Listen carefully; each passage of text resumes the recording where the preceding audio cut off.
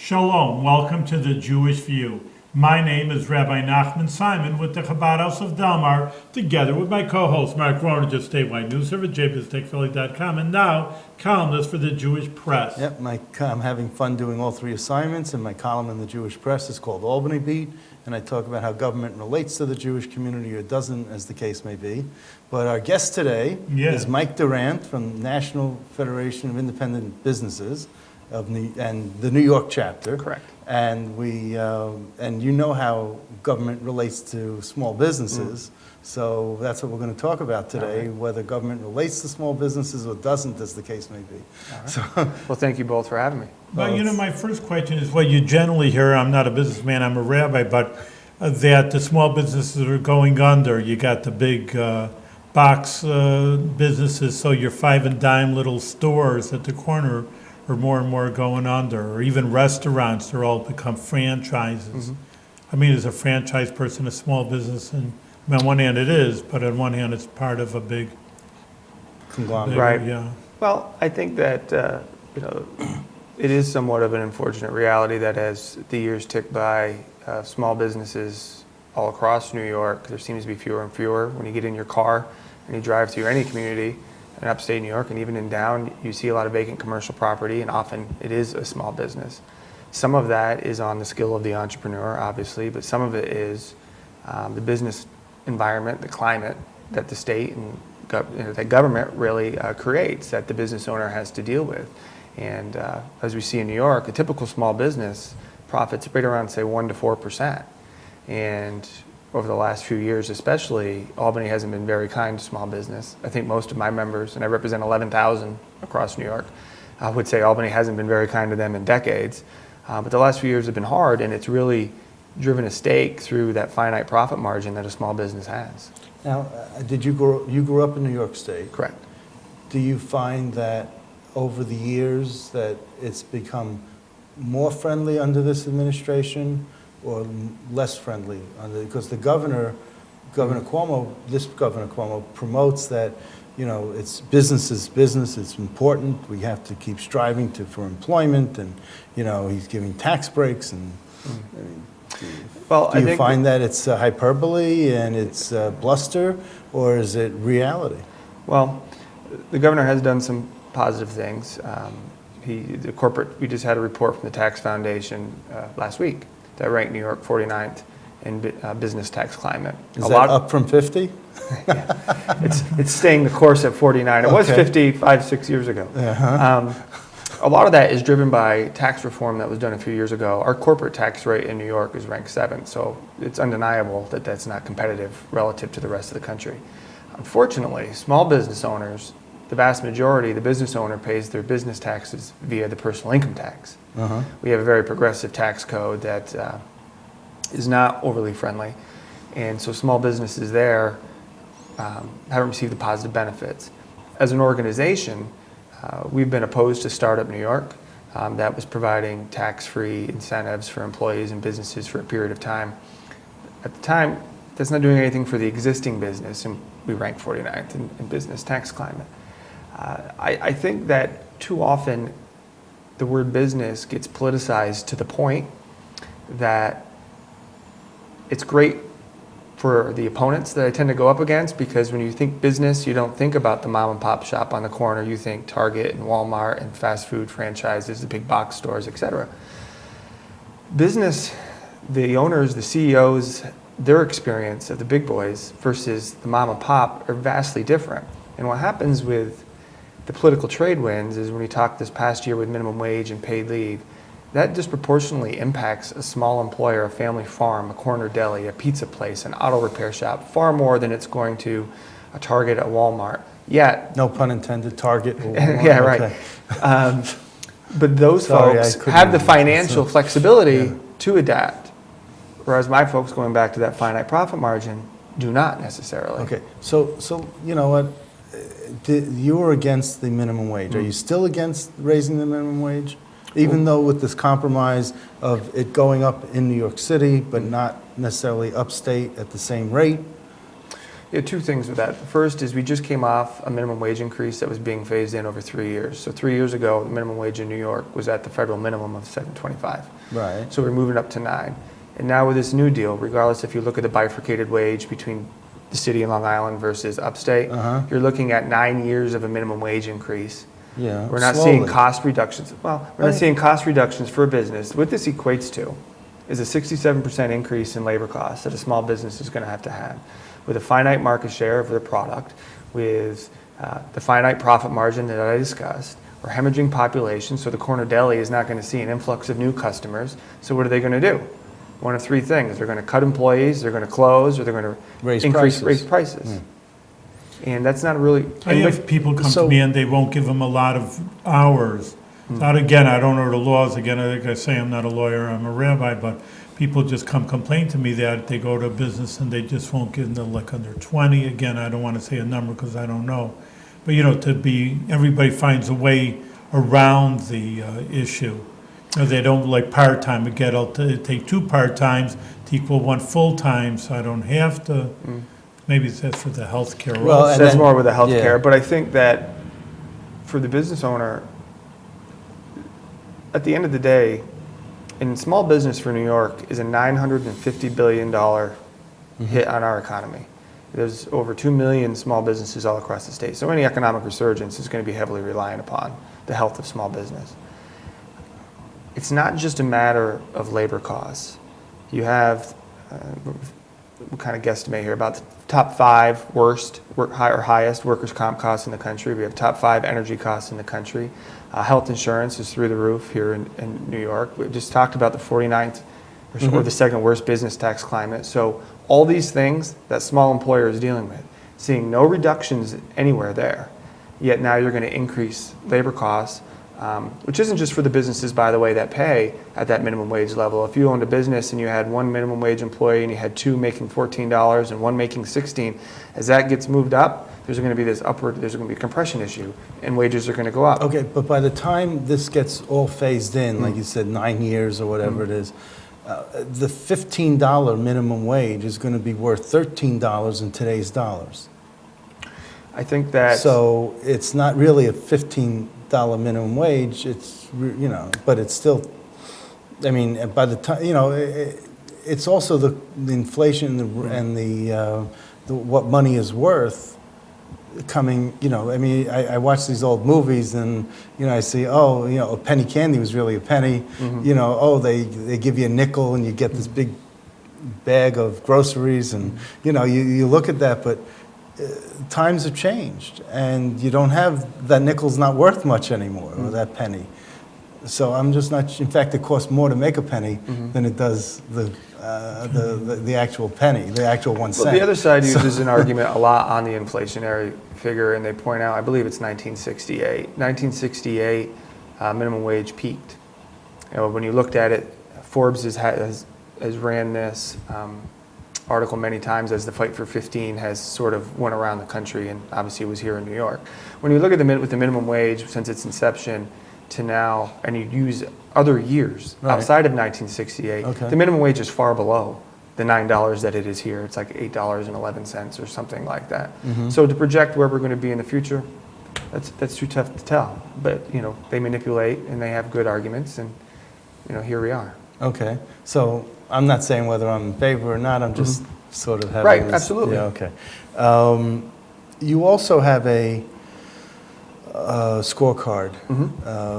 How many issues did you look at over this past year? Well, we had, we'll say roughly, we looked at a lot. We took formal position on, over the last 2-year cycle, well over 100 pieces of legislation.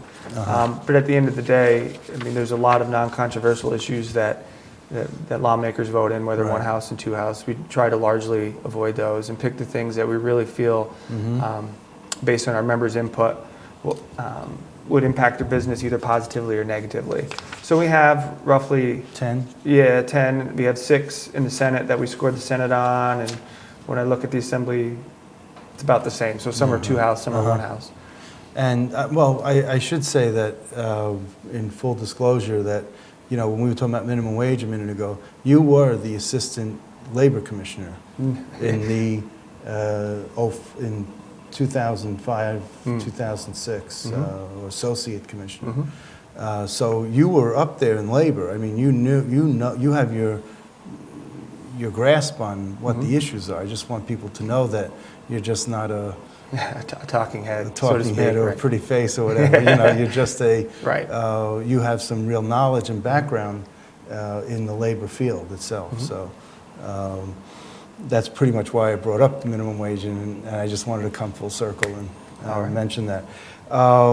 Okay, so which of these bills really irked you the most? Whether you thought it was supposed to be passed and it wasn't, or it wasn't supposed to be passed, because you spend a lot of time killing bills that you think are anti-business also. Just beforehand, is there a big divide between Republicans? Usually the word out there, Republicans are pro-business and Democrats are more tax and spend. It's more conservative and liberal, because there are No. conservative I think Democrats like Robin Schimminger who are pro-business, and there are liberal Republicans that are not. So I'm just saying, I think it's more conservative and liberal, more so than Democrat Republican. Well, and I think that, taking one step back, small business is a real popular phrase between the months of, say, August and November of even years at any level. I mean, you hear it a lot in any campaign, whether it's state and local office, the federal level. Unfortunately, and with both parties, and unfortunately that doesn't always translate into support after Election Day. But for some folks like Robin Schimminger, who is and he deserves a lot of credit because he takes a sensible approach at looking at legislation. He's not with us all the time, he's with us quite a bit. But you can have a conversation. He asks great questions about a certain piece of legislation. What's the impact on small business? What's the impact on family farms? Does he still chair the small business The committee? economic development, yes. in the Economic Assembly. development, okay. He's asked very important questions as it relates to economic development funding and Startup New York and the lack of transparency in economic development investment in Albany. I think that this year, because of the governor's agenda, was very rough. The worst thing I think that happened for small business over this cycle was the budget bill that had paid leave, that had minimum wage in that. Those were two high-profile fights that we were engaged in. Do you get a warm reception when you want to meet with the governor's people on the second floor?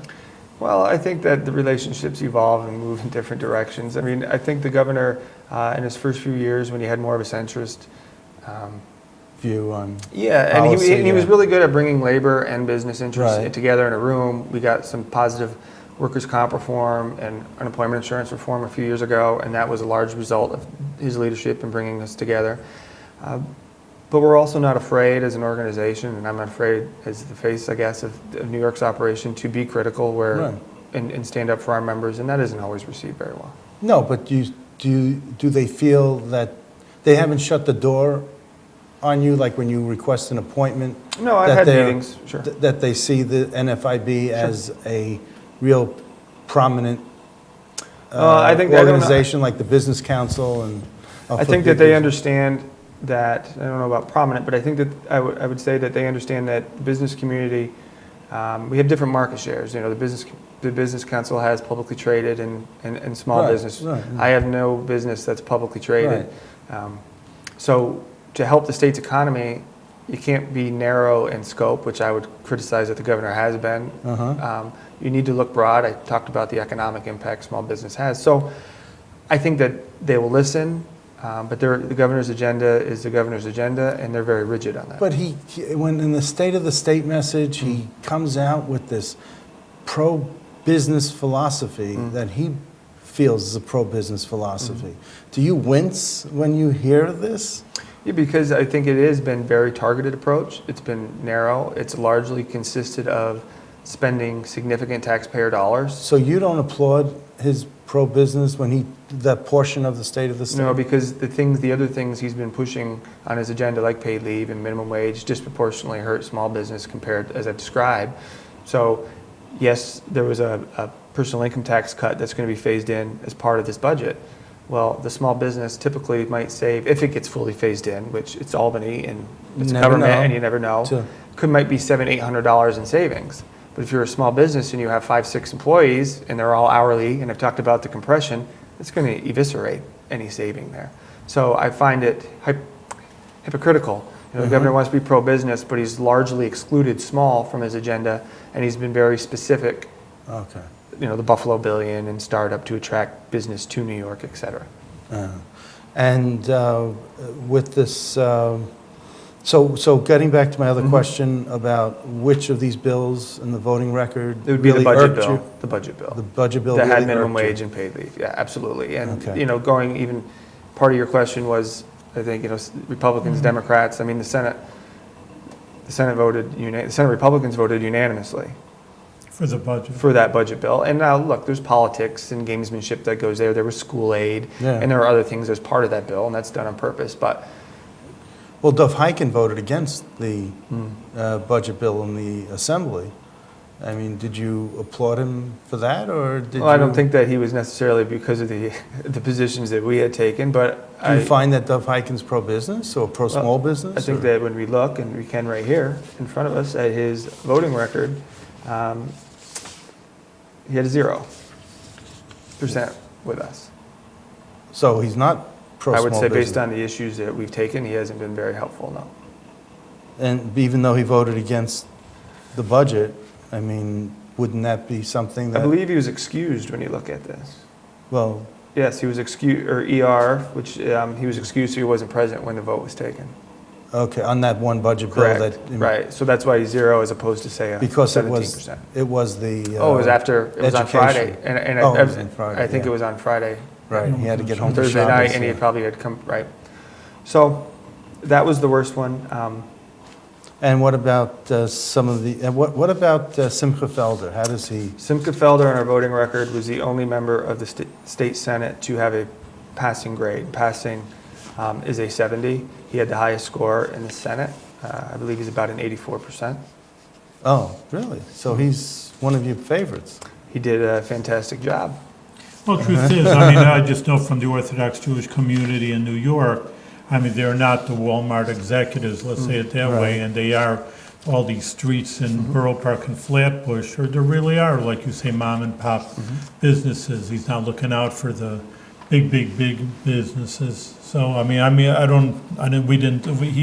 all these people have been on our television show here, the Jewish View, practically have all politicians, but we never asked him that, but I'm just putting into mind that that's... Well, and I think that, again, he takes a very similar to Robin Schimminger. He takes a very sensible approach. He examines legislation, and he reacts to his constituents. Did you have a position on the bag tax? We were supportive of that bill, and Senator Felder was the chief sponsor of that bill. Right, so you were fighting with the environmentalists on this bill.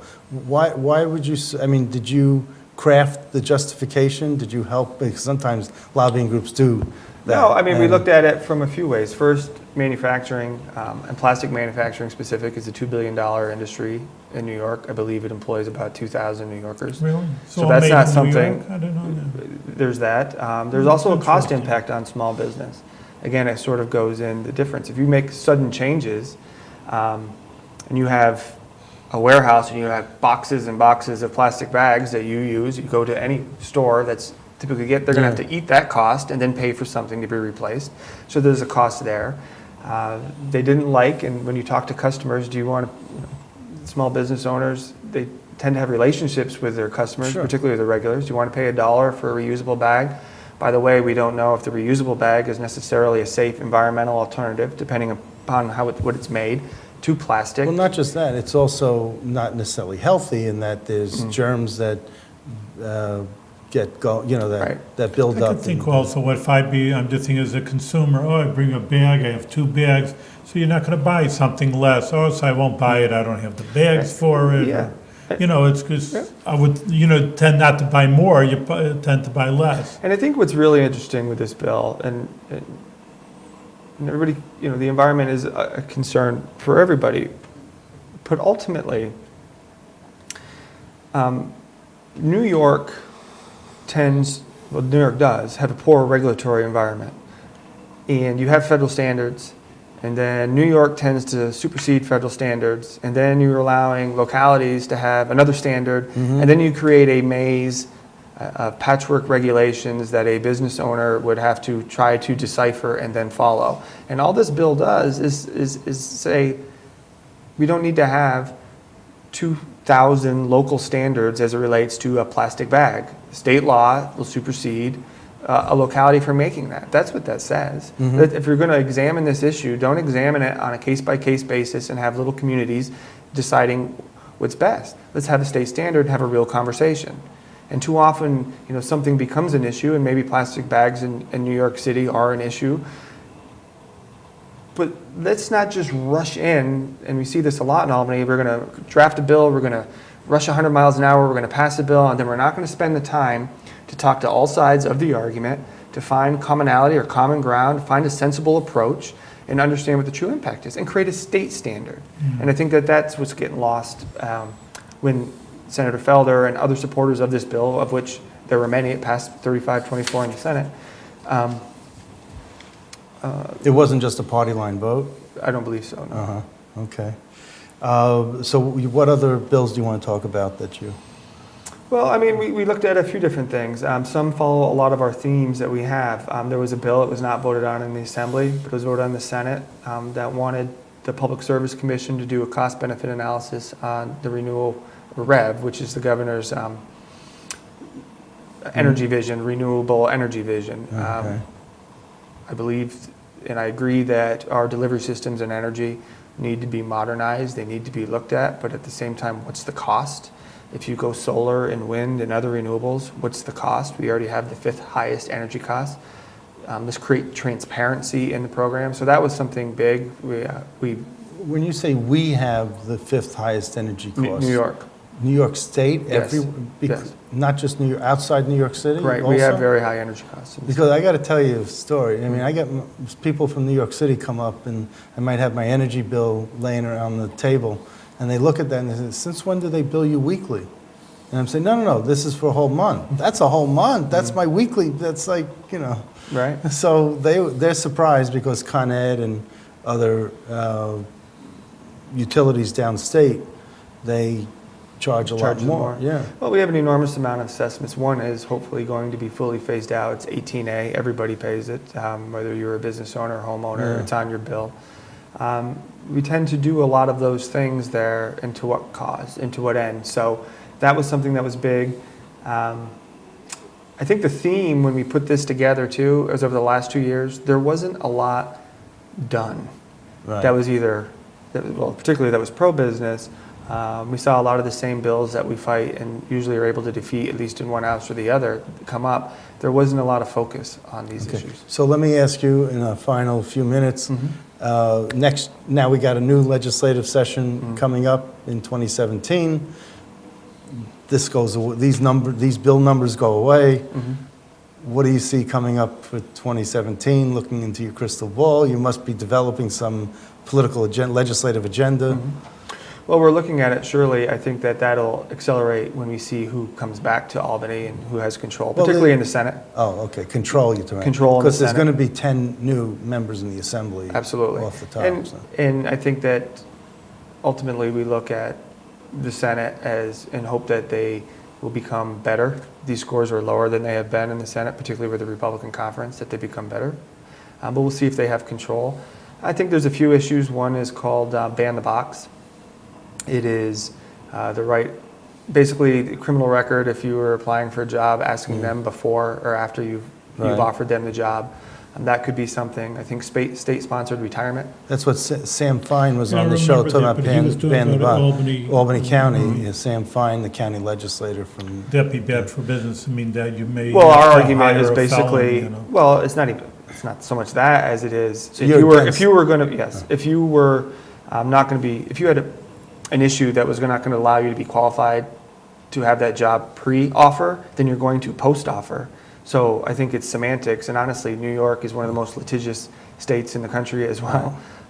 People are going to find out. They're going to find anyway. ways to They're going do to find it lawsuits. out anyway, whether Right. it's before or after. Right. So you're saying cut to the chase and Right. let's find out up front, Right. as opposed to having to waste time in the HR process. Well, and for a that's small business my- that has 6, 7, 8 employees, and with the costs that are associated Yeah. with unemployment insurance and other things, you know, Right. the hiring process is integral to the Crucial. survival of their business. Absolutely. And that's my argument that I keep talking about to the supporters of Ban the Box. Mm-hmm. And I just know, like, every seminar that I see about HR, they're always talking about Ban the Box. And anyway, so go on. So that and a state-sponsored retirement, there was a bill that was introduced, and AARP is pushing it.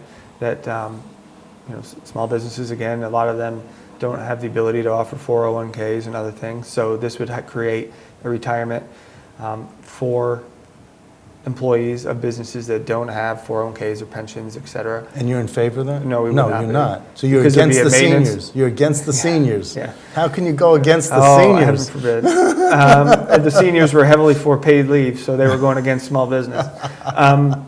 And minimum wage, for that matter. So I think those are two that definitely will be front and center moving into next year. I think we'll see what the governor, his agenda. He has a big sway, and the budget becomes Right. less of a state fiscal plan and more of a policy agenda document. So we'll see what he has to do. And plus, we have so many uncertainties, even outside of Election Day, with scandals and people getting in trouble. So we'll see what Albany looks like. Yeah, these legislative bad apples, it's not just legislative anymore. No. They're throughout the system. Absolutely. Do you have a thought or comment you want to offer on that? Well, I just that part of our agenda has been the need for transparency and the need for a clear, consistent metrics of success, benchmarks, if you will, on economic development. Over the last few years, it's exploded. We're spending about $8-9 billion a year of taxpayer money on economic development to still rank 49th, mind you. So these type of efforts shouldn't be shrouded in secrecy. They should be out and open. They should be subject to audits. Now, you worked in the Pataki administration.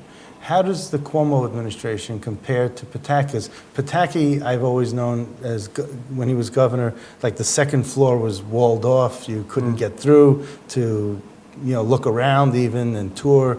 I mean, that second floor was Fort Pataki. And then the Governor Cuomo opened it up. But, do you see the transparency, a difference in transparency from one administration to the other? Well, I'm going to be biased because I worked Right. for Governor Pataki, but I think that the Well, that's ability why to I'm walk, asking right, you, but- the ability to walk the halls and look at a lot of the beautiful architecture and paintings on the wall versus transparency in governing and in developing and implementing policy are very different things. I think that the governor, he operates in a way that is not necessarily that transparent in the way they work with things. Governor Cuomo? Correct. But Governor Pataki did? Well, I believe so because I Okay. worked there. No, but you saw it from the inside. Right. That's why I'm asking. I do. I think that they As- brought in all sides. I think we did a good job to try to bring in both sides and to find that middle ground. I think the governor did that. Governor Cuomo did that his first few years, but he's lost his way and doesn't do that quite as well. Okay, so he lost his way faster than his father lost his way? Yeah, and that seems to Something be. like that? Okay.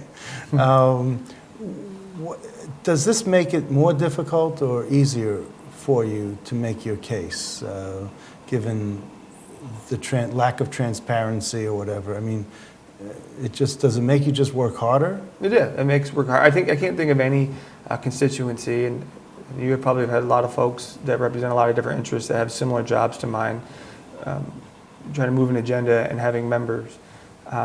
Small business is the essential fabric of Yeah. every community, and they're terribly important for us. And so it does. I mean, the more you're going to shut out and the more you're going to change your way, I'm going to work that much harder and be that much more emboldened to get their message out. So it doesn't faze me. It doesn't faze you? If they're not going to listen, we have opportunities to come on shows like this and Yeah. and use the media. And there is a legislative branch of government, so we can work through that and let our members' voices be heard. Okay, well, Very good. We're out of Excellent. time, Well, you're yeah. doing an excellent job. I agree with you that the small business is the backbone of America, and I don't know, I hope it's not withering, but in any case, it should grow. With your help, it will grow, and continue to do your work with good success. yeah. All right, thank you very much. Continued success. Thank you. Thanks for coming on. Thank you.